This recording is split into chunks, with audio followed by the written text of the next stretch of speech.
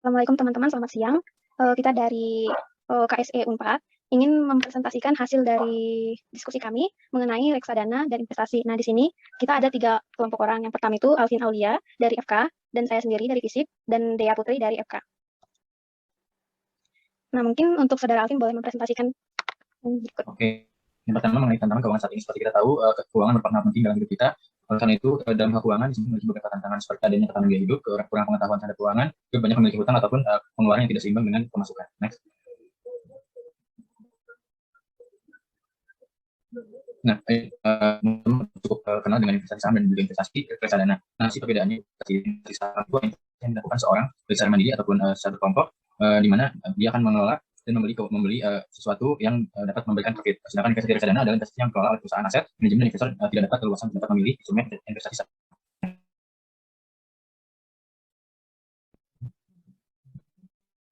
Untuk produk investasi sendiri terdapat ada yang pertama reksadana, emas, properti, obligasi, dan juga saham.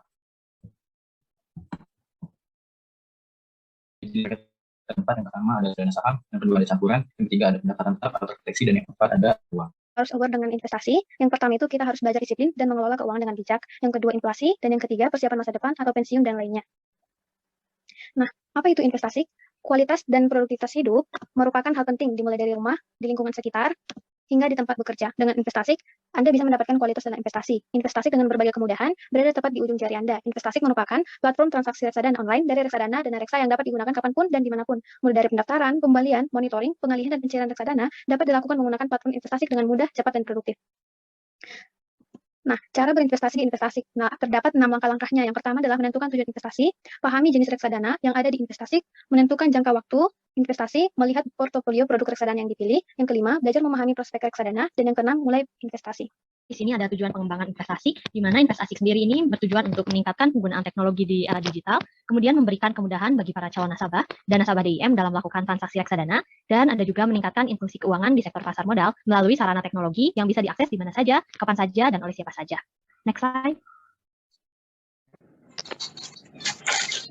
Baik, di sini ada fitur invest asik, di mana untuk fiturnya sendiri di sini ada profil, kemudian kita bisa melihat riwayat transaksi, ada beberapa macam produk, kemudian bisa juga melihat portofolio, artikel, ada pengingat, dan ada pesanan, dan juga ada untuk menambahkan rekening. Next slide. Untuk kelebihan reksadana sendiri, di sini ada beberapa kelebihan. Yang pertama adalah terjangkau, di mana investasi di reksadana bisa dimulai dengan Rp100.000. Kemudian fleksibel dan liquid, di mana reksadana dapat dibeli dan dicairkan kapan saja sesuai kebutuhan investor dalam jangka waktu relatif cepat.